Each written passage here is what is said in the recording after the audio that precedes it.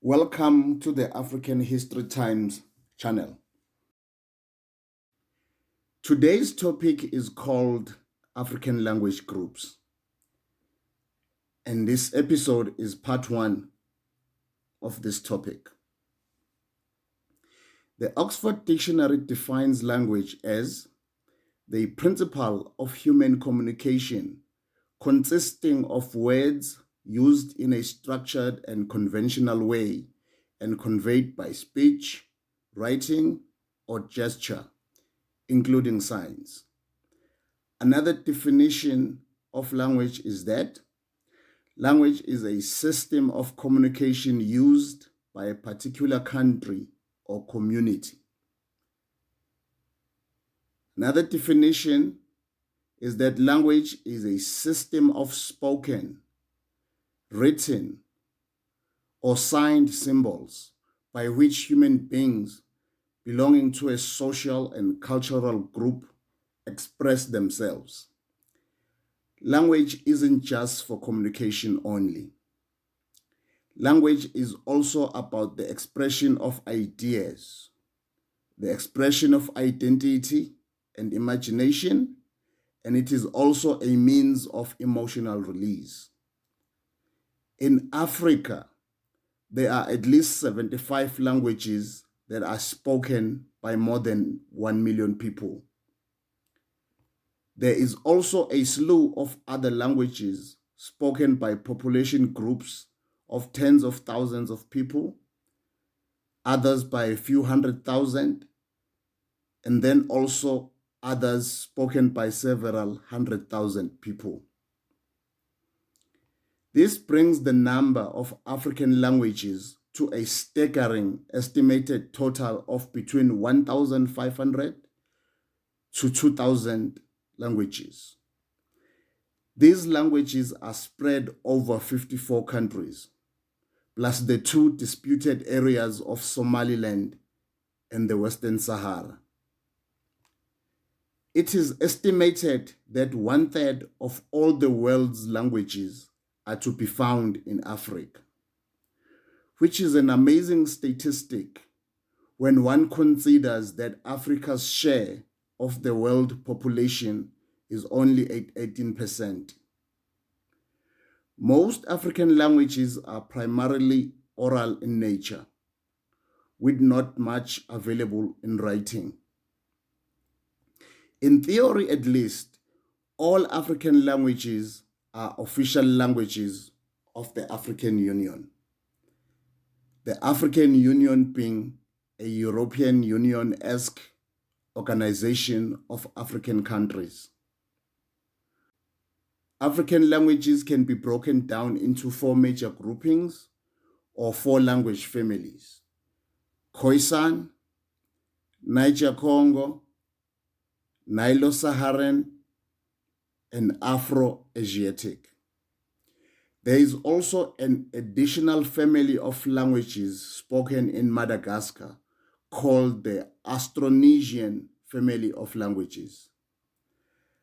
Africa is also home to languages of mainly European origin.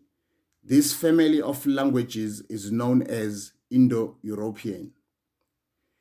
Check out part 2 of this topic, as we will expand on each of the 6 groups of major African language families. If the already mentioned 6 groups of language families were all the language families available in Africa, this would be complicated enough. But of course, things get more complicated. There are also language groupings that can be called the small families of languages. These are small groupings of languages that have not been shown to be related to the so-called major language families we have already mentioned.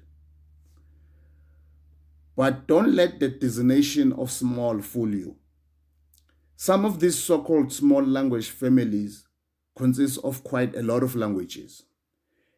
Take, for instance, the Mande small family of languages. It consists of about 70 languages, and some of these languages are major languages in countries like Mali and Guinea. Another small family with approximately 70 languages is the Ubangian,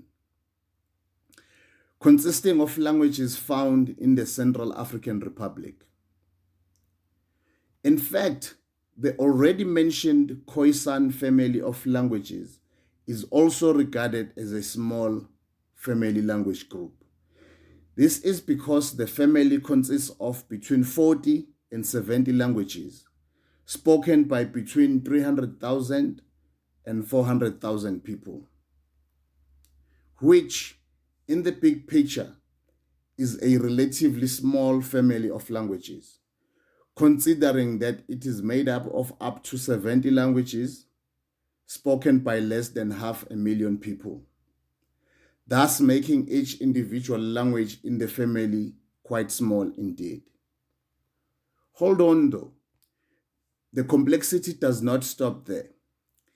There are other languages in Africa that are known as language isolates. Language isolates are individual languages that are not related to any languages. These are languages that do not contain any genealogical relationship to any other language, meaning these are languages that cannot be shown to have descended from any other existing language. They are, in actual fact, a one language family, so to speak. These language isolates of Africa include, but are not limited to, the Hadza language of Tanzania, the Bangime of Mali, the Jala of Nigeria, and the K of Southern Africa. Next, we will look at the sign languages of Africa. Some African countries have native national sign languages. These include the Ethiopian, Tunisian, and Algerian sign languages. There are also various sign language systems used across Africa, including the Arab Sign Language System, which is used in the Arabic Middle East. Some of the African countries that used to be the colonies of France use the Franco-Sign language system. Some African countries contain sign languages for each spoken languages. Take the example of South Africa, for instance. In South Africa, there is a sign language for every spoken language, including a Zulu language, sign language, a Sotho language, sign language, and so on and so forth. There are also sign languages for the two Indo-European languages spoken in South Africa, that is English and Afrikaans. Across Africa, there are even sign languages that exist only at a village level or within small areas. For instance, Tanzania has several schools for the deaf, and almost each of these schools has its own sign language. Generally speaking, not a lot is known about such languages, since not much is published about them. And then, the last group of African languages we will look at is the so-called unclassified group of languages. Some of the unclassified language groups contain language isolates. These languages are known as unclassified because not a lot of academic work has been done on them, which means there is a lack of data about them. Among the most studied unclassified languages, there are endangered languages such as the Ongota and the Shabo of Ethiopia, and the now extinct Kwadi language. Ongota is an endangered language of southwestern Ethiopia. As of 2012, out of an ethnic population of 115, only 12 elderly speakers are left. The rest have adopted the Tsamai language. Tsamai is itself an Afro-Asiatic language spoken in Ethiopia. Shabo is spoken only by about 400 people. It is also spoken in southwestern Ethiopia. As for the Kwadi language, no Kwadi speakers can be found today. It is thought to have gone extinct sometime between the 1960s and the 1980s. It is thought to have gone extinct sometime between the 1960s and the 1980s. Also endangered is the Lal language, spoken in Chad. There are only about 700 people who still speak this language. The young people amongst the Lal speakers are adopting other languages in order to remain connected to the rest of the world. This is typically how languages go extinct, and it is hard to blame the young people among such ethnic groups who adopt the still more prevalent languages of their regions.